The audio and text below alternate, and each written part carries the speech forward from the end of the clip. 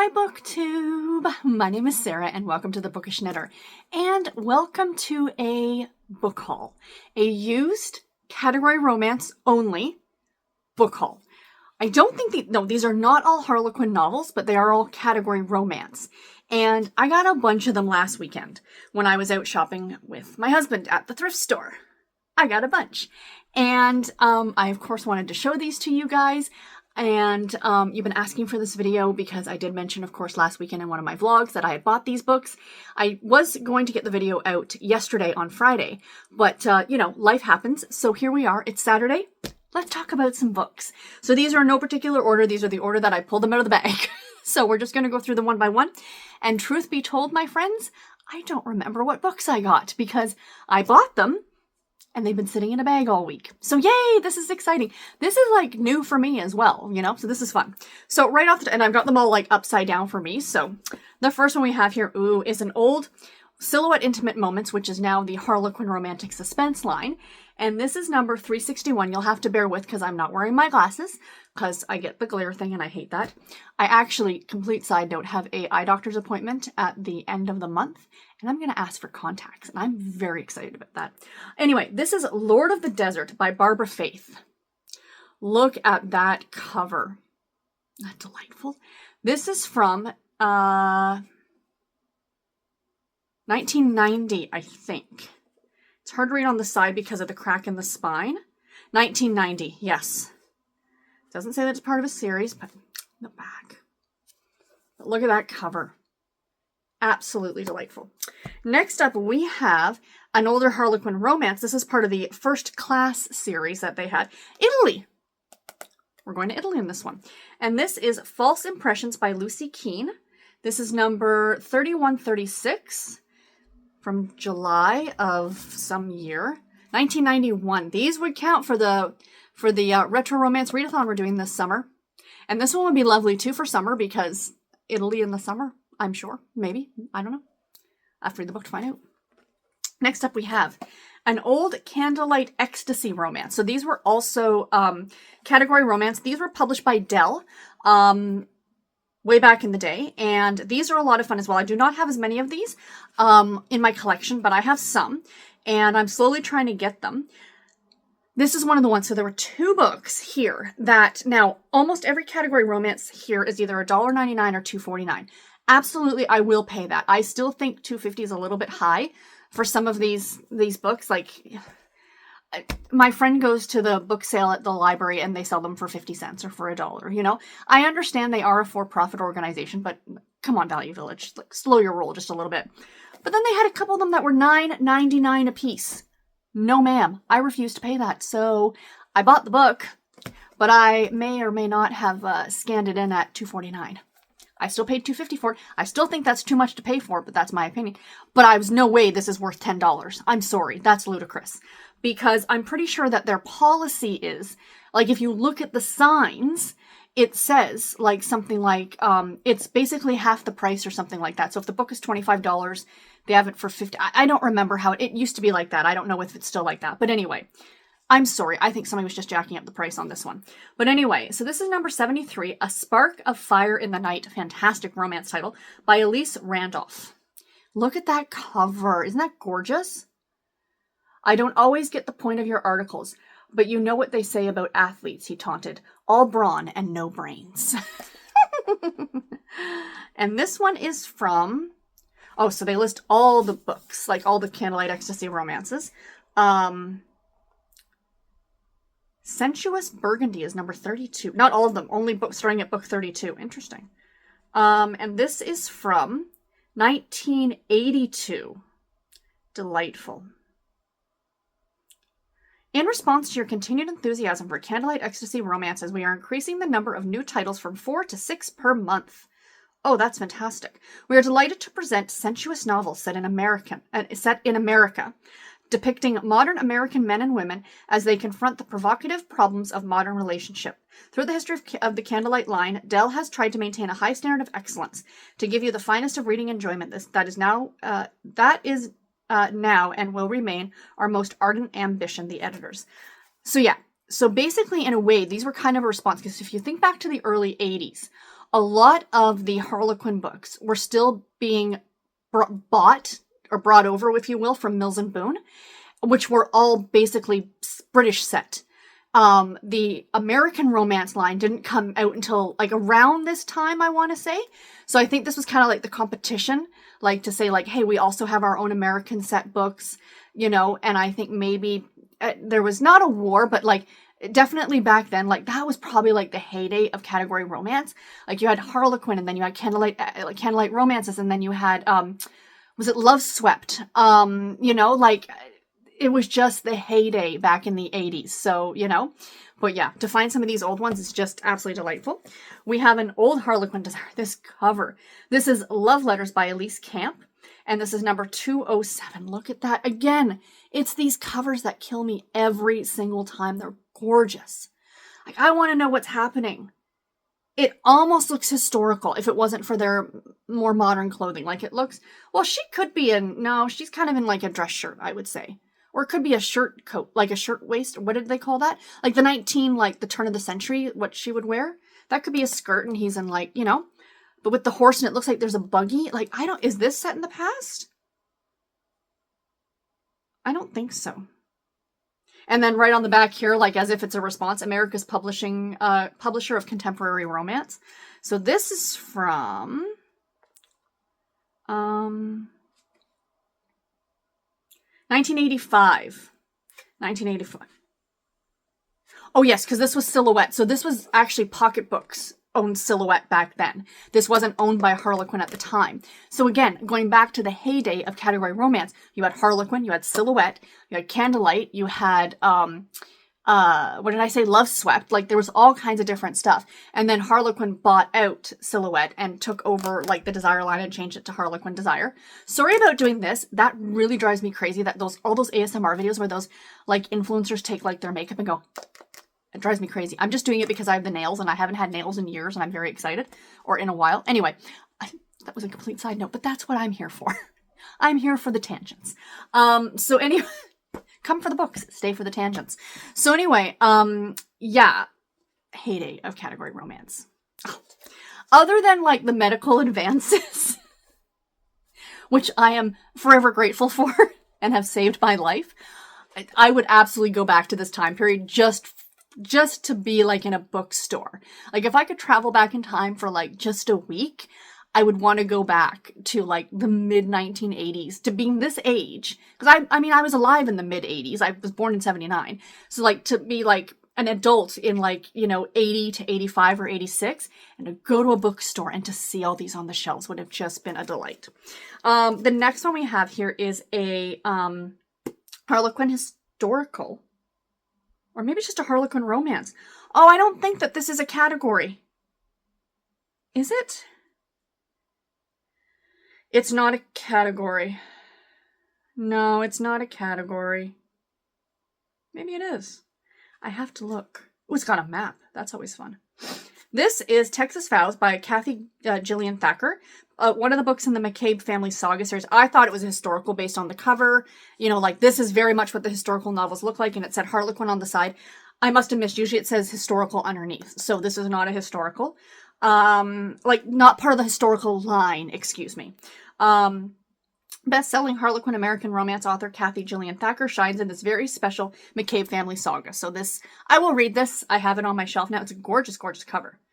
I don't think that this is historical. I just assumed it was because of the cover. I have another I think I have another historical in here. You'll be able to see what I'm talking about when I get to it. For those of you who might be new and have not seen these before, or these kinds of books before. We have another older Silhouette Desire. This is number 68. I love it so much. This is from, good lord, this print is small, 1983. Clearly, I think I should be wearing my glasses, but let's not go there. This is the other one that was labeled for $9.99. No, I'm sorry. And this is Shadow of Yesterday by Dixie Browning. Oh, again, it feels very gothic, that cover, right? Ooh, a main character's divorced. That was probably quite the scandal in the early 80s. Well, not quite the scandal, but you wouldn't have read a lot, maybe about a lot of divorcees, if you will. And we have a Harlequin Romance, number 3043. And this one is from April of 1990. Original hardcover edition published by Mills and Boon in 89. And then the Harlequin Romance edition in April of 1990. So this is Mountain Love Song by Catherine Arthur. Gorgeous, gorgeous, gorgeous. Love, love, love. We have an old Mills and Boon, and it's a Betty Neals. My husband spied this one, and he's like, is this what you're looking? I'm like, yes, please. I would love to find the Harlequin equivalent to this. Like I said about this one, you know, the original Mills and Boon was published in blah, blah, blah. So I guarantee you there is a Harlequin equivalent to this book. So this was published by Mills and Boon. And this came from the UK. Like, I know it's Mills and Boon, and you're like, duh, Sarah, of course it came from the UK. But someone must have bought it and then came over here. Maybe they immigrated. Maybe they were here on holiday, as the British like to say, on holiday. I just think that sounds so much lovelier than vacation. And this is from Hilda's Book Exchange. Briefly Hill Market. So this went for a price of 20p, which I think is 20 cents. UK people, is that correct? 20p? But if you traded it back in to lovely Hildy's, you got a credit of 10p. So you could trade 2 in and get 1 back. That is delightful. I love that so much. So this is, here I'm yapping about the book. When is it from? This is from, first published in Great Britain in 1993 by Mills and Boon Limited. Australian copyright, Philippine copyright. Set in Times, New Roman, 10 on 12 point. Oh, this is delightful. A Girl in a Million by Betty Neals. How gorgeous is that? And this was $1.99, but yet that Desire book was $10. Like, I don't understand. Honestly, I just think people are not paying attention when they're pricing stuff at Thrift Book, or at the thrift store. That's just my personal opinion.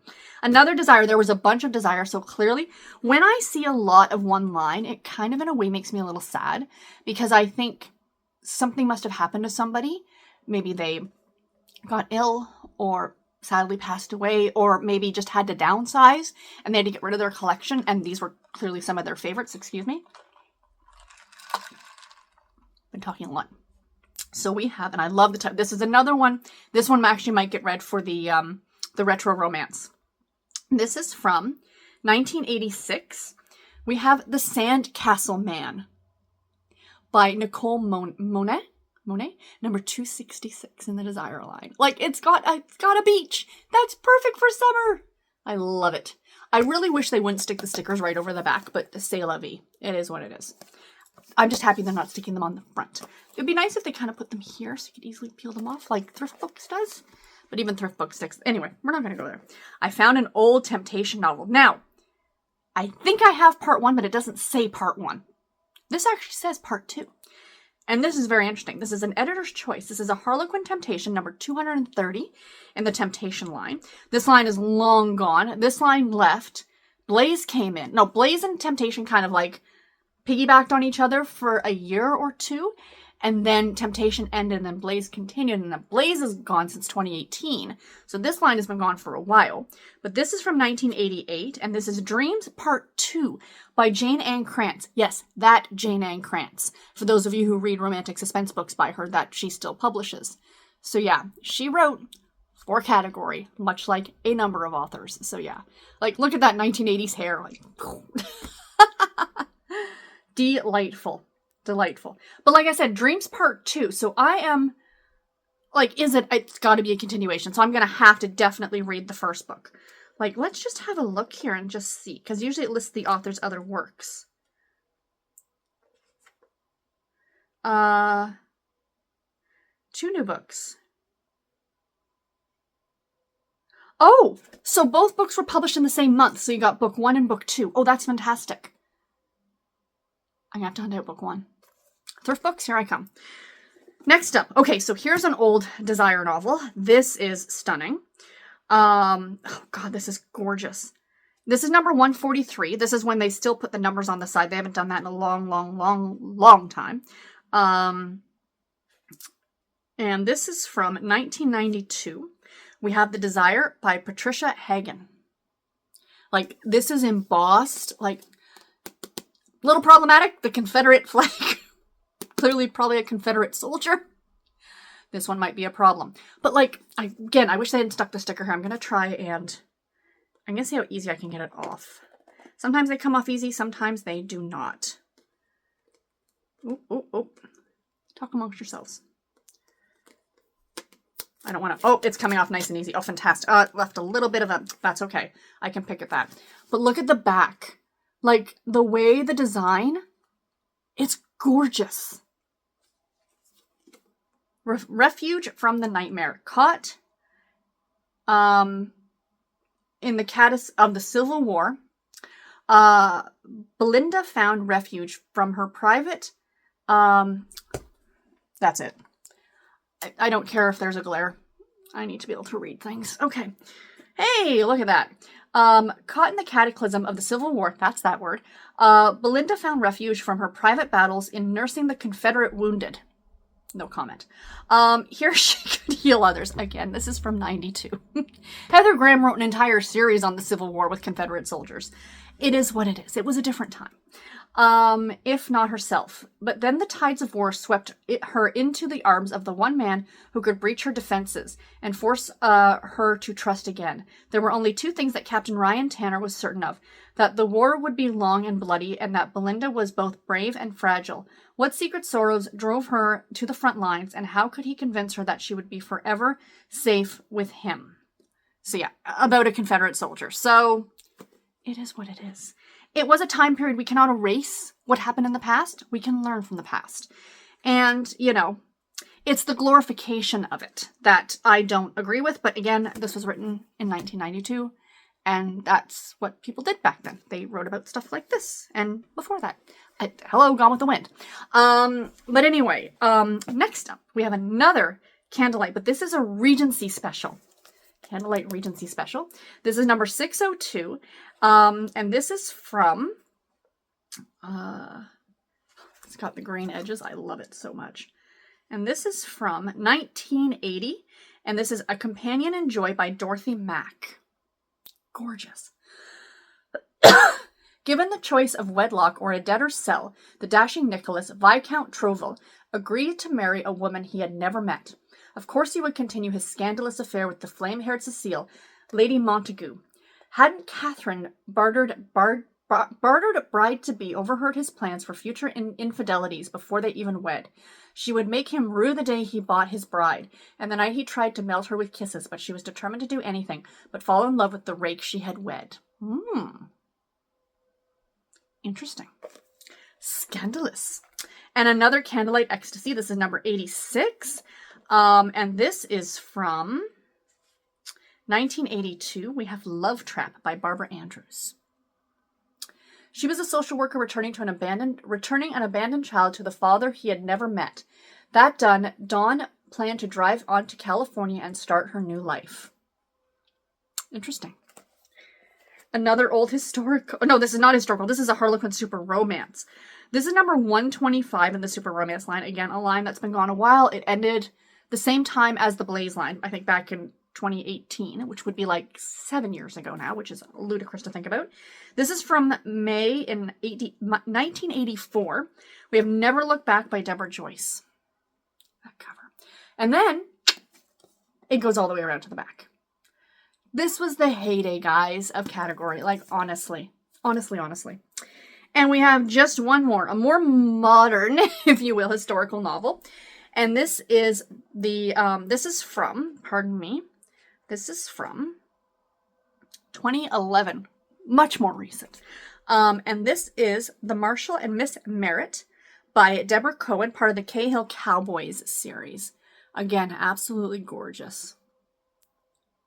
So yeah, love, love, love. And the Cahill Cowboys were written by different authors. So yeah, we have a couple different authors. So it like shows here on the back that the next book is going to be by Scandal at the Cal Hill Saloon by Carol Arns. So there's the next book. These are gorgeous covers. I absolutely love these. Like you see the town. I really, and I've talked about this before, I really enjoyed the Western novels that Harlequin Historical put out.